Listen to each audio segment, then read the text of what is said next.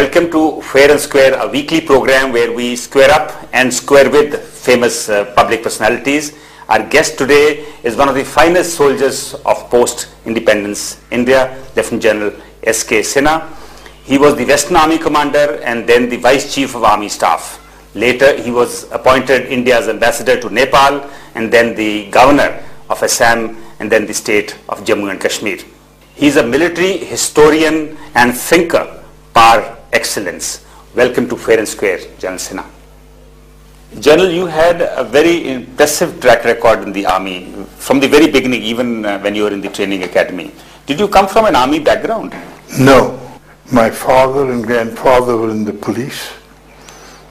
My grandfather was the only Indian in British days to have become the chief of police of his province. And after 47, my father followed him. So army was not a career I ever thought I'll be taking on. But in 1942, after the Quit India movement, I decided to join the army.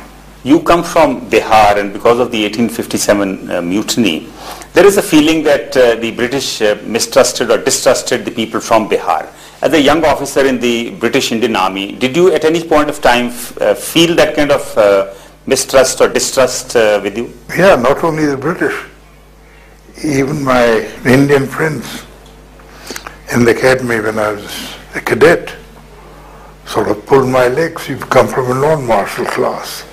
And a very good Sikh friend of mine told me that once. So I said, you can't say that, because someone from Bihar made the Sikhs a martial class, and I come from the same place where Guru Gobind Singh was born. During the partition in 1947, you were serving in the Directorate of Military Operations, the DMO at that point of time. What do you recall of the dispute and the crisis in Kashmir of that time? There were only 3 Indians who had been inducted. Otherwise, MO was a preserve exclusively of British officers. Even the clerks were all British. The 3 Indians were Manekshaw, Yahya Khan, and I, dealing with internal security. And I had a grandstand view of the partition Holocaust, because the army was extensively used. And we were moving in a mobile headquarters given to us by Mountbatten between Delhi and Lahore in those days. 26th of October 47, we were told that we go to Kashmir tomorrow. The Maharaja has acceded. And the general told me that I, being the only Indian officer, could be sent there. Others were all British, they could not go. They wanted to maintain some kind of neutrality. That's right, and I organized the airlift from Safdarjung airport in Delhi to Srinagar airfield. And this airlift changed the scene altogether? Completely. Mountbatten wrote about that airlift. In my long experience of war, I have not come across another such massive airlift carried out at such short notice and so successfully. That saved Kashmir. Yes. Later, General, you played a crucial role in the delineation of the ceasefire line. You were the Secretary of the Indian delegation to the United Nations at that point of time. Looking back, do you think it was a mistake on India's part to have actually sought UN intervention on Kashmir? Entirely. Because it came in our way on 3 occasions. On 14th of November 47, we were prevented from going to Muzaffarabad when we had reached Uri, and we were told instead to go south to Poonch, which is a great blunder. The second, we were launched our offensive on 22nd May 1948. And by 1st of June, we had progressed. We had advanced about 12 miles from Uri to a place called Urusa, and our right hook across the Nasrachun Pass had reached Titwal, tantalizingly close to Muzaffarabad. So it was as close as this. Yeah, and then the UN Commission had sent a committee to both India and Pakistan. They made a request. Neither side should undertake offensive operations. So which was the third occasion? The third occasion was, I would say, on 31st of December, 1948. We agreed to a ceasefire, and the army had not even been given 10 days notice, because we were on the tops at that time, having relieved Poonch, defeated a division of Pakistan Army there in Rajouri sector, having broken through Zojila and linked up with Leh. And if we even had 2 or 3 days notice, there were certain areas on the LOC which we could have captured and straightened out. So that was a disaster. Now you seen Kashmir from very close quarters in 1947, then you commanded a division in the 70s in Kashmir, and later you were the governor in the state of Jammu and Kashmir. Now as Western Army commander, you saw the Punjab problem from very close quarters. And I remember in the early 80s, you did not let the army get involved in the Mehta Chowk Gurdwara incident. What really happened? You see, there's a little history before the Mehta Chowk Gurdwara incident. Defense Minister Venkatraman had come to Bhatinda, and I, as Western Army commander, was there to accompany him on his tour. And during the tour, I said, sir, I want to talk to you about the Punjab problem, the Kali problem. And he told me, General, that is a political problem. We don't want our generals to get involved in politics. So I said, yes, you're very right, sir. But apart from being defense minister, you're part of the committee of the cabinet negotiating with the Kalis. And I, as Western Army commander, have certain views which I want to place before you. And of course, it verges in politics, but at a certain level, there is a very thin line dividing strategy and politics. Yes. I have 3 reasons why I want to raise this issue with you. Number 1, I'm responsible for the defense of Punjab in event of war with Pakistan. Right. And if this problem continues to fester, it may affect my operational plans, because I'll have to look over the shoulder to what is happening inside while fighting Pakistan forces. So I have to plan for that contingency. Reason I have is that I am also responsible for internal security.